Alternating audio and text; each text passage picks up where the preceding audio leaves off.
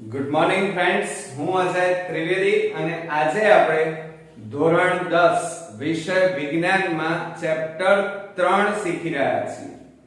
મિત્રો, આપણું ચેપ્ટર છે ધાતુઓ અને અધાતુઓ, એટલે કે મેટલ અને નોન મેટલ. અને એના આપણે આજે છઠ્ઠા ભાગની અંદર સક્રિયતા શ્રેણી વિશે આપણે ચર્ચા કરીશું. મિત્રો, સક્રિયતા धातुनी प्रक्रियात्मकता अथवा सक्रियता श्रेणी कोने कहे छे अने जुदी जुदी धातुओने तेमनी प्रतिक्रियात्मकता एटले के सक्रियताना आधारे क्रममां पण केवा उत्तरता क्रममां गोठवो. तो मित्रों, आपणो આજનો ટોપિક ખૂબ જ ઇમ્પોર્ટન્સ છે, એટલે બરોબર ધ્યાન આપજો અને સમજજો, કારણ કે મોટા ભાગના સ્ટુડન્ટ્સ ને આ સક્રિયતા શ્રેણી અને એના વિશે ગોખવાની જરૂર પડે છે. તો મિત્રો, ગોખવાનું નથી, આપણે સમજીને તૈયાર કરવાનું છે. તો ચાલો મિત્રો, હવે ધાતુની પ્રતિક્રિયાત્મકતા અને સક્રિયતા શ્રેણી એટલે શું, તો હું એક ઉદાહરણ આપું જેથી કરીને તમને આ ટોપિક્સ એકદમ સરળતાથી સમજાશે. દાખલા તરીકે તમે ક્લાસમાં 5 મિત્રો છો. હવે 5 મિત્રો ભેગા તમે ક્લાસમાં બેઠા છો અને એવામાં બીજા ક્લાસનો એક સ્ટુડન્ટ આવે છે અને તમને ગાળો કાઢે છે. અને 5 સ્ટુડન્ટ્સમાંથી તમને ગાળો કાઢી, તો હવે 5 સ્ટુડન્ટ્સમાંથી એક છોકરો ત્વરિત ઊભો થાય છે અને એની સામે લડવા જાય છે.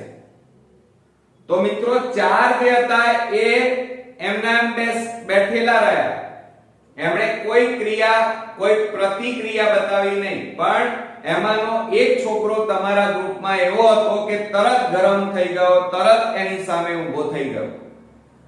તો એનો મતલબ એ થયો કે સક્રિય કહેવાય. કેવો કહેવાય મિત્રો? અતિ સક્રિય, ત્વરિત એને પ્રતિક્રિયા દર્શાવી.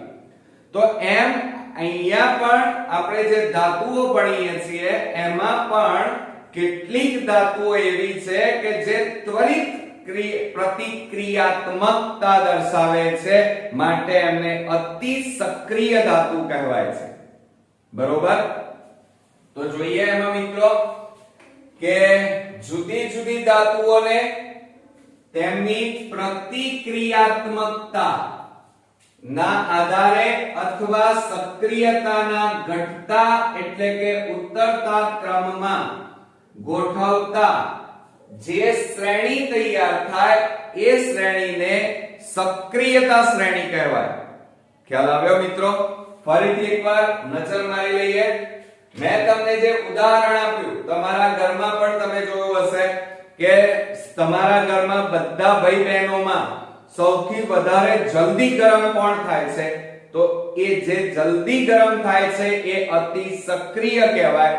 અને જે ગરમ થતો જ નથી, તમે એને ગમે તેટલું ચીડાવો પણ એ બોલે જ નહીં, તો એ કેવો કહેવાય? નિષ્ક્રિય. ઓકે?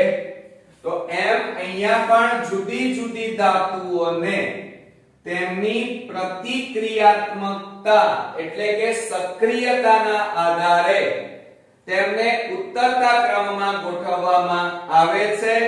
આ ધાતુઓની જે શ્રેણી તૈયાર થઈ એને સક્રિયતા શ્રેણી કહેવાય. તો મિત્રો, અહીંયા આપણે સક્રિયતા શ્રેણીને દોરીને બતાવી છે. બોર્ડમાં પણ તમારે આ મોઢે લખવાની આવશે. જુદી જુદી ધાતુઓ અહીંયા આપણે લીધેલી છે. એમાં સૌથી વધારે સક્રિય ધાતુ કઈ? તો મિત્રો, પોટેશિયમ એ સૌથી વધારે સક્રિય છે અને માટે એ અહીંયા સૌથી ટોચ ઉપર રહેવાના, એટલે કે પોટેશિયમ સૌથી વધારે સક્રિય છે, માટે ટોચ ઉપર દર્શાવવામાં આવે છે. અને ત્યારબાદ કોણ આવે છે બીજા નંબરમાં? સોડિયમ ધાતુ. અને આપણે જાણીએ છીએ, ગયા વિડિયોમાં આપણે ભણી ગયા કે આ બંને ધાતુઓ વાતાવરણના ઓક્સિજન સાથે પ્રક્રિયા કરી અને એ સળગી ઉઠે છે અને એને આપણે મોટા ભાગે શેમાં સાચવવામાં આવે છે? તો કેરોસીનમાં આપણે એને રાખીએ છીએ કે જ્યાં એને ઓક્સિજન ન મળે. તો પોટેશિયમ અને સોડિયમ આ બંને અતિ સક્રિય ધાતુઓ છે અને એમને સાચવવા માટે કેરોસીનમાં રાખવામાં આવે છે. આ ઉપરાંત બીજો એક પ્રશ્નની વાત કરીએ મિત્રો કે તમને એવું ટૂંકા પ્રશ્નમાં પૂછાય કે બધી ધાતુઓ કુદરતમાં મળી આવે છે, બધી ધાતુઓ જમીનમાંથી મળી આવે છે મુક્ત સ્વરૂપે, પણ આ બે ધાતુઓ કુદરતમાં મુક્ત સ્વરૂપે કેમ નથી મળતી એવું પૂછાય. તો યાદ રાખજો,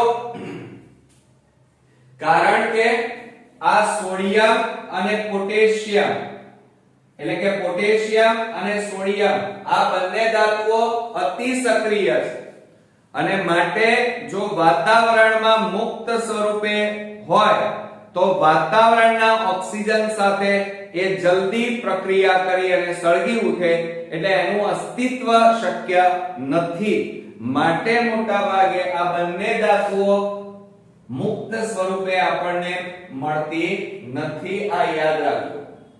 ત્યારબાદ તમે જેમ જેમ નીચે જાઓ એમ ઓછી સક્રિય ધાતુઓ આવવાની, એટલે કે પોટેશિયમ કરતા ઓછી સક્રિય સોડિયમ, સોડિયમ કરતા ઓછી સક્રિય કેલ્શિયમ એટલે Ca કરતા ઓછી સક્રિય મેગ્નેશિયમ, એલ્યુમિનિયમ, ઝિંક એટલે જસર, આયર્ન એટલે લોખંડ, લોખંડ કરતા ઓછી સક્રિય લેડ સીસુ Pb, અને ત્યારબાદ હાઇડ્રોજન, ત્યારબાદ કોપર એટલે તાંબુ Cu, અને નીચે જાઓ એટલે પારો મર્ક્યુરી જેની સંજ્ઞા છે Hg, એનાથી નીચે જઈએ એટલે સિલ્વર ચાંદી આ ઓછી સક્રિય, અને સૌથી આ બધામાં ઓછામાં ઓછી સક્રિય આમ જોવા જઈએ તો નિષ્ક્રિય કહેવાય. તો સૌથી ઓછું સક્રિય ધાતુ કઈ તો ધ્યાન આપજો Au એટલે સોનું જેને ગોલ્ડ કહેવાય, અને એટલા માટે સોનાના ઘરેણા લાંબા સમય સુધી વર્ષો સુધી એમની ચમક જાળવી રાખે છે. બરોબર કે નહીં? અને એટલા માટે Au ઓછું સક્રિય છે અને એટલા માટે એ વાતાવરણના ઓક્સિજન સાથે કોઈ પ્રકારની પ્રક્રિયા દર્શાવતા નથી અને એમની ચમક એમના એમ રહેશે, અને એટલા માટે સોનાનો ચાંદીનો ઉપયોગ ઘરેણા બનાવવામાં થાય છે. તો મિત્રો અહીંયા તમને એટલી તો ખબર પડી ગઈ હશે. અહીંયા તમારે 2 માર્ક્સમાં બોર્ડમાં મિત્રો આ પ્રશ્ન ખૂબ જ અગત્યનો પૂછાશે કે ધાતુની પ્રતિક્રિયાત્મકતા એટલે શું, અથવા સક્રિયતા શ્રેણી કોને કહે છે, અને જુદી જુદી ધાતુઓને તેની સક્રિયતા શ્રેણીના ઉત્તરતા ક્રમમાં લખો. તો ધ્યાન આપજો કે જુદી જુદી ધાતુઓને તેમની પ્રતિક્રિયાત્મકતા. હવે બીજું એક ઉદાહરણ આપી દઉં વધારે સારી રીતે સમજાય. તમે બેઠા છો અને તમને કોઈ મચ્છર કરડે તો તરત તમે આમ કરીને મારી દો છો, તો એ ત્વરિત પ્રતિક્રિયાત્મકતા કરી એમ કહેવાય, વિરોધ કર્યો. દાખલા તરીકે બીજું એક ઉદાહરણ આપું, 7મા ચેપ્ટરનું છે વિજ્ઞાનનું, કે આપણે ચાલતા હોઈએ, પગમાં કાંટો વાગે, પગમાં અંગારો આવી જાય સળગતો, અને ભૂલથી આપણો પગ એના ઉપર પડી જાય તો તરત આપણો પગ ઊંચે થઈ જાય છે, તો એ ત્વરિત પ્રતિક્રિયાત્મકતા કહેવાય. એટલે એને આપણે મોટા ભાગે શું કહીએ છીએ, સક્રિય કહેવાય. આપણે ત્વરિત સક્રિય બન્યા. એને ઘટતા અથવા ઉતરતા ક્રમમાં ગોઠવતા જે શ્રેણી અથવા કોઠો તૈયાર થાય એને સક્રિયતા શ્રેણી કહેવાય. આ સક્રિયતા શ્રેણી તમે જુઓ છો, એમાં જુઓ યાદ રાખવા માટે એક શોર્ટ ટ્રીક આપણે વાપરીએ. પોસો, કેમે, એજી, આલે, હાતા, પાચા, સો. આ રીતે પણ તમે 3-4 3-4 વાર બોલ બોલ કરશો એટલે તમને આખો ક્રમ યાદ રહી જશે. ફરીથી જોઈ લો કે સૌથી વધારે ટોચ ઉપર અને સૌથી વધારે સક્રિય ધાતુ પોટેશિયમ એટલે K છે અને સૌથી ઓછી સક્રિય ધાતુ સોનું એટલે Au ગોલ્ડ છે. તમે જેમ જેમ ઉપરથી નીચે આવો એમ એની ધાતુની સક્રિયતા ઘટતી જાય છે અને જેમ જેમ તમે ઉપર જાઓ એમ ધાતુની સક્રિયતા અથવા પ્રતિક્રિયાત્મકતા વધતી જાય છે. ખ્યાલ આવી ગયો? હવે આ તમે જોઈ રહ્યા છો આ આખો કોઠો બોક્સ બનાવીને તમારે પરીક્ષામાં દોરવાનો રહેશે. અહીંયા જુઓ સૌથી વધુ પ્રતિક્રિયાત્મકતા કોની છે? પોટેશિયમની. અને જેમ જેમ તમે અહીંયા એરો મે માર્યો છે તો એ શું બતાવે છે? પ્રતિક્રિયાત્મકતા ઘટે છે. અને છેલ્લે તમે સોનાની નજીક આવો એટલે શું છે? સૌથી ઓછી પ્રતિક્રિયાત્મકતા એટલે કે ઓછી સક્રિય ધાતુ કહેવાય. આવડશે ને મિત્રો?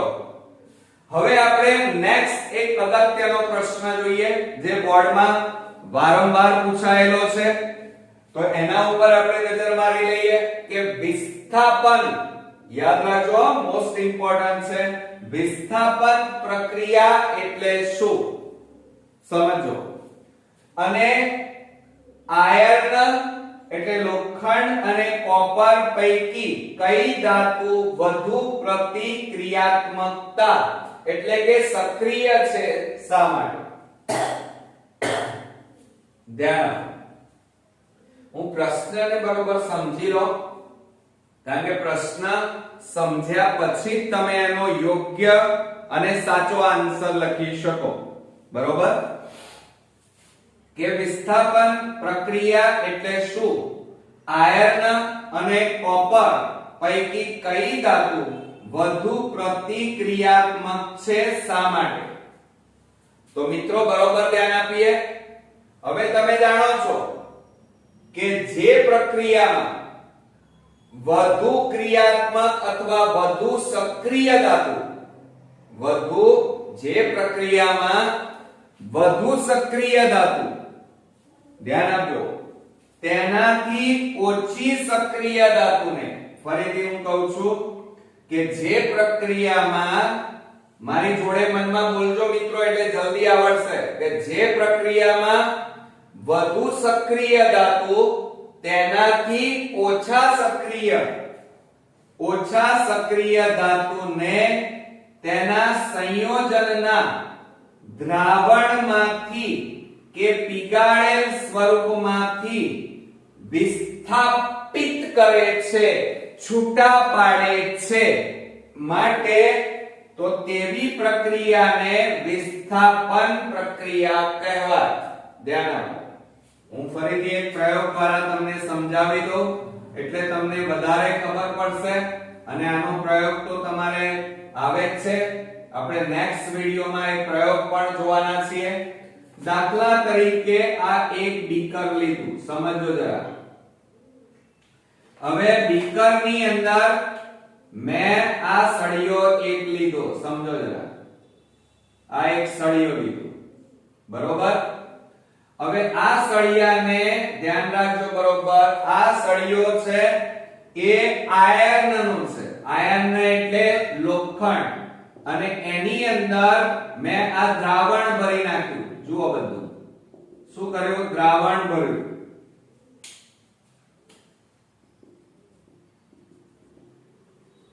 આ દ્રાવણ ભરેલું છે અને એ દ્રાવણ મિત્રો કોપર સલ્ફેટ નું છે એટલે કે CuSO4.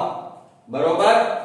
હવે તમને જો મોઢે સક્રિયતા શ્રેણી આવડતી હોય તો તરત આવડી જશે. જુઓ આપણો સળિયો ખીલ્લી, બરોબર, એ શેનો છે? આયર્ન. આયર્ન ક્યાં છે? જુઓ સુધી કાઢો તમે. તો આયર્ન એ સૌથી વધારે આમાં જુઓ આયર્ન સક્રિય ધાતુ છે અને દ્રાવણ શેનું છે? કોપર.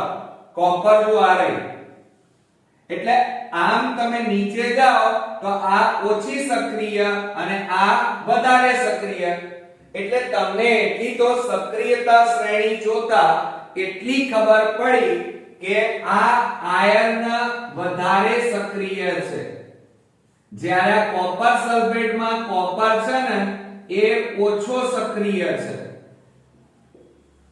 પણ આ ક્યારે આવડે? આ મોઢે હોય તો. એટલે આ આયર્ન મિત્રો શું કરશે? આ આયર્ન છે ને એ આ કોપર સલ્ફેટમાંથી, ધ્યાન આપજો હું અહીંયા સમીકરણ પણ લખીને બતાવું. આ કોપર સલ્ફેટમાંથી કોપરને છૂટું પાડે છે. કોને છૂટું પાડે છે? કોપર ધાતુને છૂટું પાડે, અને એ કોપર આ આયર્નની જે ખીલ્લી છે, સળિયો છે, એની આજુબાજુ જમા થઈ જશે.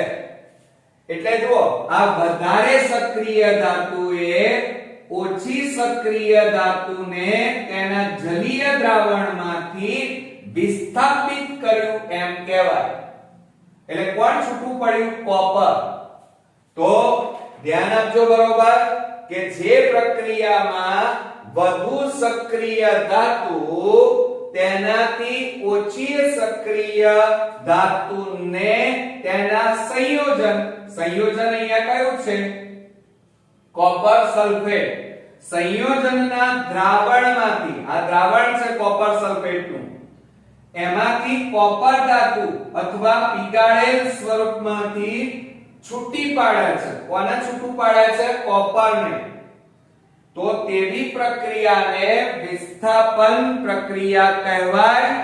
અને આ કોપરના અણુઓ ધીમે ધીમે આ લોખંડની ખીલ્લીની આજુબાજુ અહીંયા જમા થઈ જાય. એટલે આ ખીલ્લી તમે બહાર કાઢો તો જેટલો ભાગ તમારો દ્રાવણમાં ડૂબેલો હતો એ તામ્ર વર્ણો દેખાય, તાંબા જેવો દેખાય, અને જે ઉપરનો ભાગ છે આટલો, જે દ્રાવણની બહાર છે, એ લોખંડનો જ રહેશે. ખ્યાલ આવી ગયો? કમ્પ્લીટ. ફરીથી, જે પ્રક્રિયામાં વધુ સક્રિય ધાતુ ઓછી સક્રિય ધાતુને તેના જલીય દ્રાવણમાંથી છૂટા પાડે, વિસ્થાપિત કરે, તો તેવી રાસાયણિક પ્રક્રિયાને વિસ્થાપન પ્રક્રિયા કહેવાય. હવે જોઈએ કે આયર્ન એટલે લોખંડ અને કોપર એટલે તાંબુ, આ બંનેમાંથી આયર્ન વધારે સક્રિય છે. બરોબર? એ ઝડપી પ્રતિક્રિયા દર્શાવે છે, કારણ કે કોપર, તાંબુ એ કેવું છે? Cu એ પ્રમાણમાં ઓછું સક્રિય છે. બરોબર? એટલે ધ્યાન આપજો કે કોપર કરતા Fe વધુ સક્રિય ધાતુ છે. એટલે ધ્યાન રાખજો કે આ કોપર કરતા Fe કેવો છે? વધારે સક્રિય. એટલે તમને આ પ્રયોગમાં ખબર પડી ગઈ હશે. ફરી એકવાર જોઈએ કે બીકર લીધું, બીકરમાં કોપર સલ્ફેટનું દ્રાવણ લીધું, જેને જલીય દ્રાવણ કહેવાય, અને એમાં આ જે મેં સળિયો લીધો, ધ્યાન આપજો બરોબર, આ મેં સળિયો લીધો, એ સળિયો પ્રમાણ આ શેનો છે? લોખંડનો. બરોબર?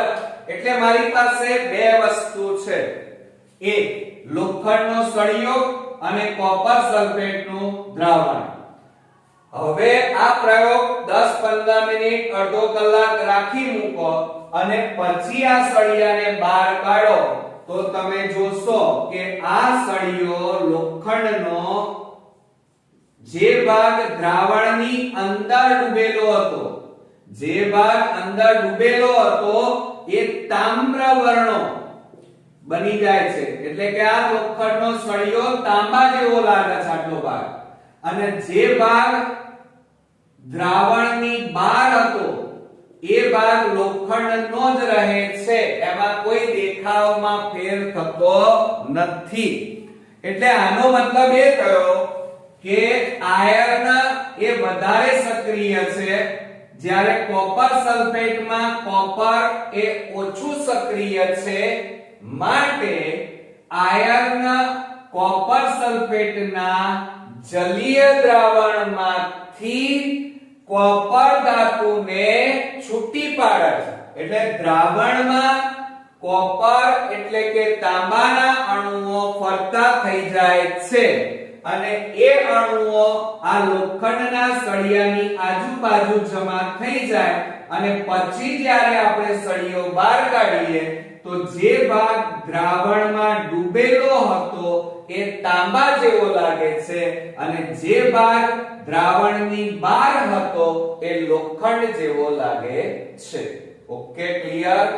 અચ્છા, હવે આપણે બીજો બોર્ડની એક્ઝામમાં વધારે વાર 3 માર્ક્સમાં પૂછાયેલો અને વધારે વાર પૂછાવાની શક્યતા પણ આ પ્રશ્નની છે અને એની આપણે આજે વાત કરવાની છે. એને એ છે મિત્રો મેગ્નેશિયમ ક્લોરાઇડ એટલે કે MgCl2 નું નિર્માણ ઇલેક્ટ્રોનની આપલે દ્વારા સમજાવો.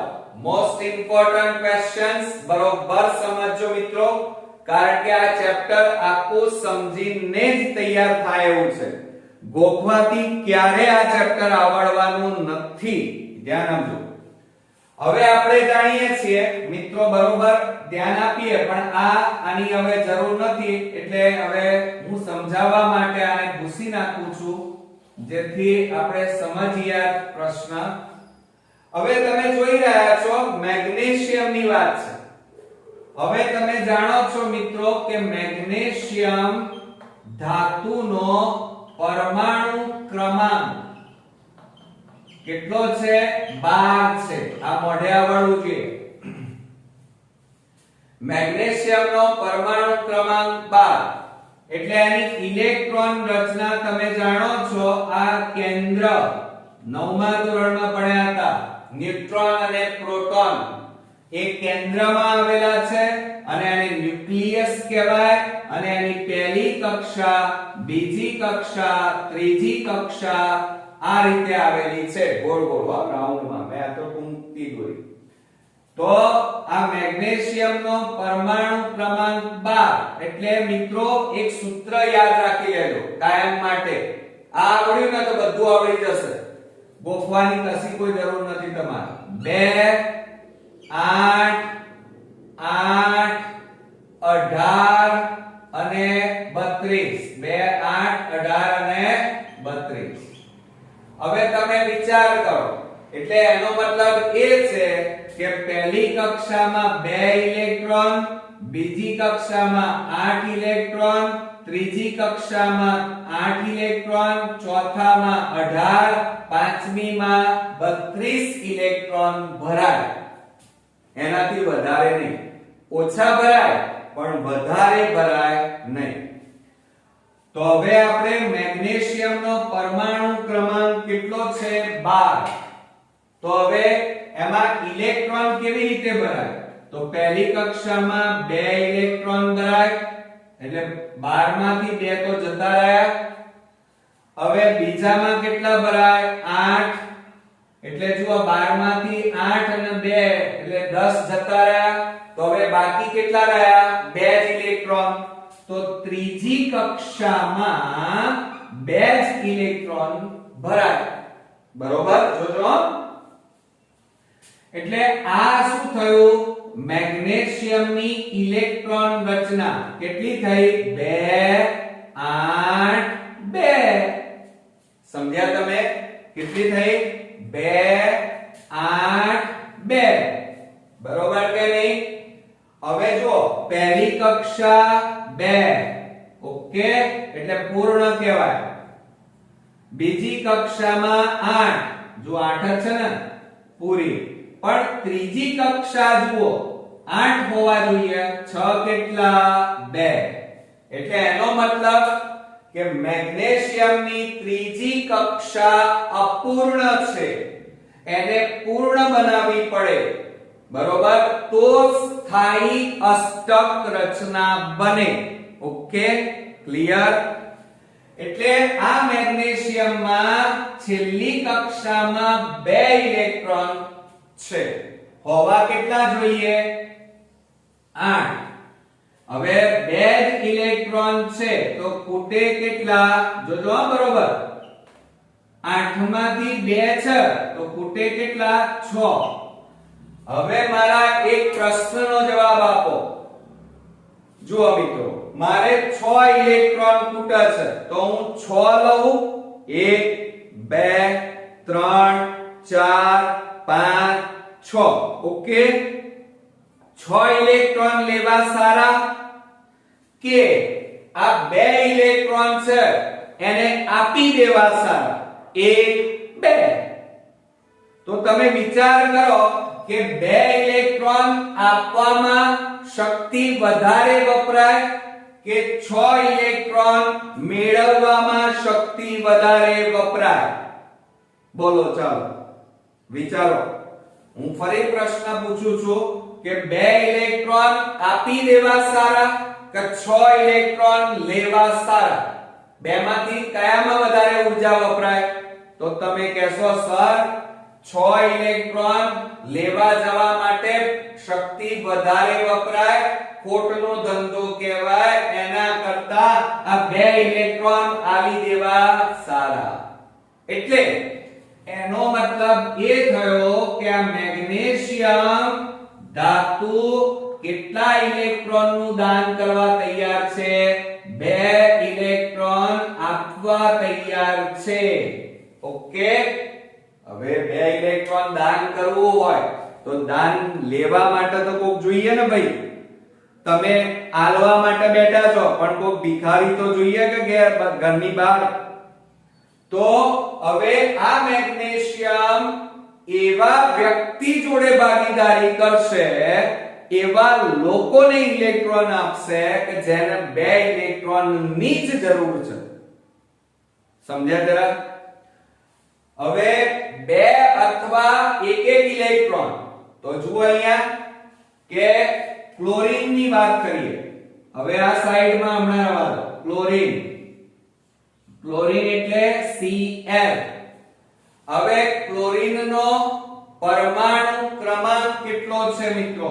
તો 17 છે. કેટલો છે? 17. આ યાદ રાખજો. ક્લોરીન નો પરમાણુ ક્રમાંક 17 છે. કેટલો છે? 17. એટલે આ ક્લોરીન ની, ધ્યાન આપજો, આ તો ન્યુક્લિયસ કહેવાય, કેન્દ્ર.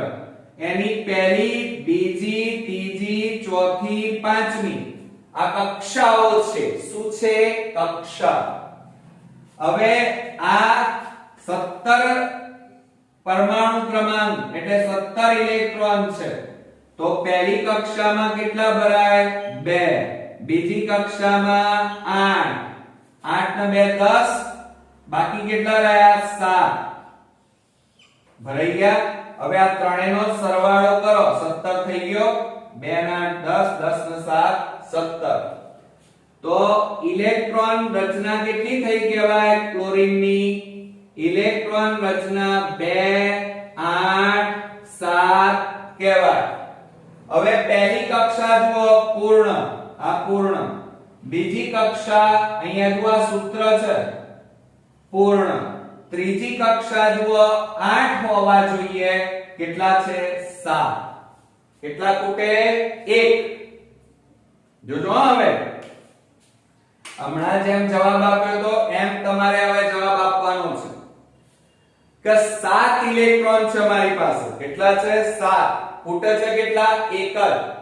તો 1 ઇલેક્ટ્રોન લેવો સારો કે 7 ઇલેક્ટ્રોન આપી દેવા સારા?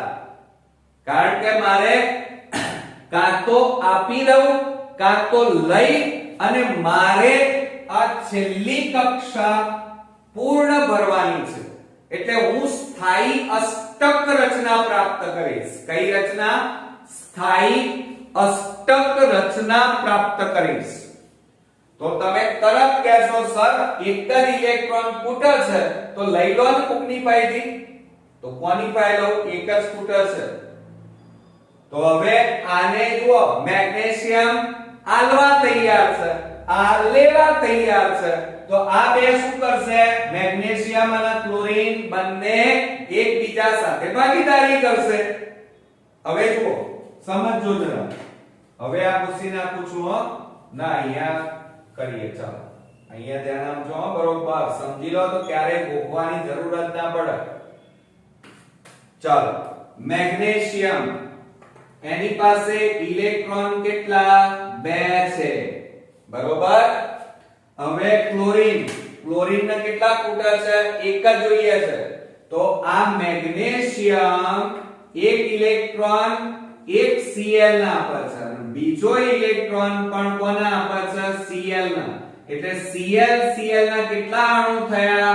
2 થઈ ગયા. એટલે આ 2 ઇલેક્ટ્રોન નું મેગ્નેશિયમ ક્લોરીન ના 2 અણુને એક ઇલેક્ટ્રોન આપી અને સ્થાયી અષ્ટક રચના ધારણ કરે છે. તો આપણે જોઈએ. હવે ખ્યાલ આવી ગયો ને? એટલે જુઓ, આ Mg અને Cl કેટલા? 2. તો આ લોકોએ એકબીજા સાથે શું કરી કહેવાય? ઇલેક્ટ્રોનની ભાગીદારી કરી એમ કહેવાય. ઓકે. તો મિત્રો અહીંયા જોઈએ તો તમે જોઈ રહ્યા છો કે મેગ્નેશિયમ ક્લોરાઇડ નું નિર્માણ કેવી રીતે થાય છે. તો મેગ્નેશિયમ નો પરમાણુ ક્રમાંક 12 છે. યાદ રાખજો, મોઢે લખવા પડશે.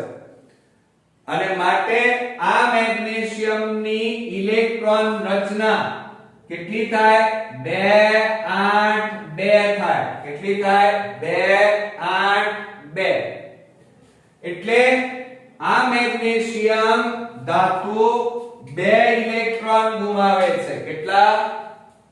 2 ઇલેક્ટ્રોન ગુમાવે. 2 ઇલેક્ટ્રોન નું દાન કરી અને સ્થાયી અષ્ટક રચના પ્રાપ્ત કરે છે.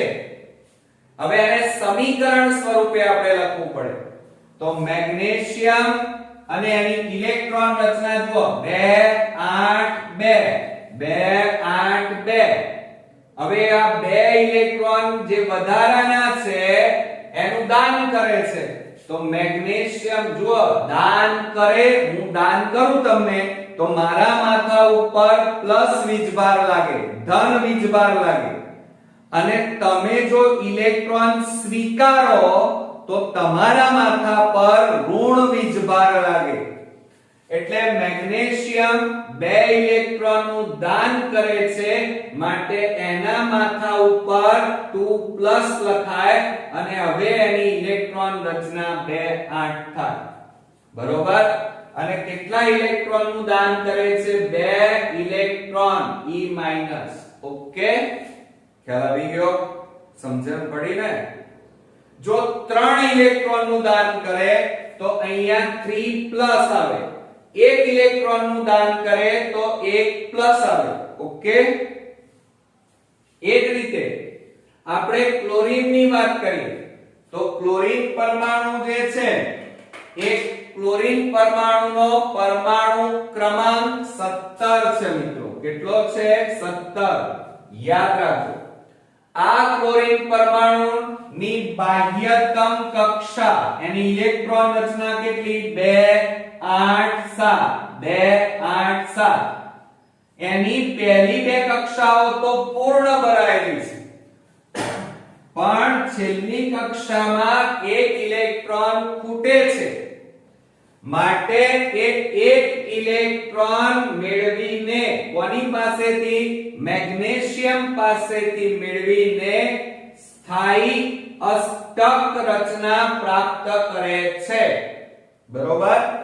તો જુઓ આ Cl એની ઇલેક્ટ્રોન રચના અહીંયા જુઓ 2 8 7 2 8 7 અને એક ઇલેક્ટ્રોન મેળવે છે. માટે અહીંયા E ની ઉપર -1 લાગે. gives Cl એક ઇલેક્ટ્રોન મેળવે એટલે ઉપર -1. એટલે 7માં એક ઉમેરાઈ જાય. આ એક ઇલેક્ટ્રોન ઉમેરાય એટલે એની ઇલેક્ટ્રોન રચના 2 8 8 થાય. ઓકે, ખ્યાલ આવ્યો?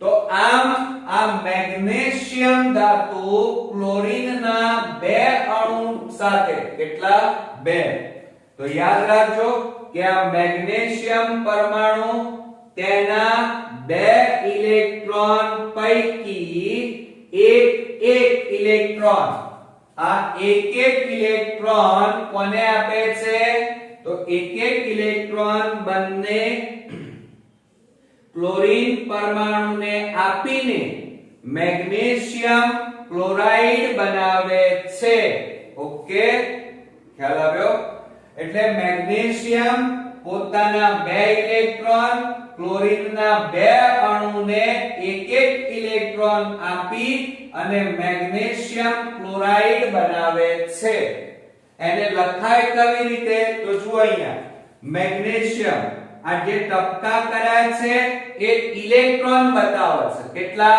બે ઇલેક્ટ્રોન હવે ક્લોરીન એની છેલ્લી કક્ષામાં કેટલા હતા જુઓ છેલ્લી કક્ષામાં અહીંયા જુઓ 7 તો 7 ટપકા કરવાના યાદ રાખજો ગમે તેમ નથી કર્યા 7 ટપકા કરવાના કેમ કારણ કે છેલ્લી કક્ષામાં 7 ઇલેક્ટ્રોન છે 1 2 3 4 5 6 7 એ જ રીતે આ ક્લોરીનમાં જુઓ 1 2 3 4 5 6 7 હવે આ એક ઇલેક્ટ્રોન મેગ્નેશિયમ ક્લોરીન ને આપે અને આ બીજો ઇલેક્ટ્રોન ક્લોરીન ને આપે એટલે અહીંયા સ્થાયી અષ્ટક રચના બની જાય હવે મેગ્નેશિયમ બે ઇલેક્ટ્રોન નું દાન કરે એટલે 2+ લખાય અને ક્લોરીન બે ઇલેક્ટ્રોન મેળવે છે એટલે એક ઇલેક્ટ્રોન મેળવે છે એટલે Cl-1 લખાય ઓકે અને માટે આપણે શું બની જાય છે MgCl2 ઓકે આવડશે મિત્રો છે ને એકદમ ઈઝી તો મિત્રો આ વિડિયો ધ્યાનથી બરોબર વાંચી અને પછી આ વિડિયો ધ્યાનથી બે વાર જોશો તો ચોક્કસથી આ થિયરી ક્યારેય ગોખવી નહીં પડે અને બોર્ડમાં ઈઝીલી તમે લખીને પૂરેપૂરા માર્ક્સ મેળવી શકશો તો નેક્સ્ટ વિડિયોમાં આ MgCl2 હતું હવે આપણે નેક્સ્ટ વિડિયોમાં NaCl અને એનું બંધારણ અને મોસ્ટ ઇમ્પોર્ટન્ટ થિયરી સાથે પાછા ફરી મળીશું ત્યાં સુધી ગુડ નાઈટ મિત્રો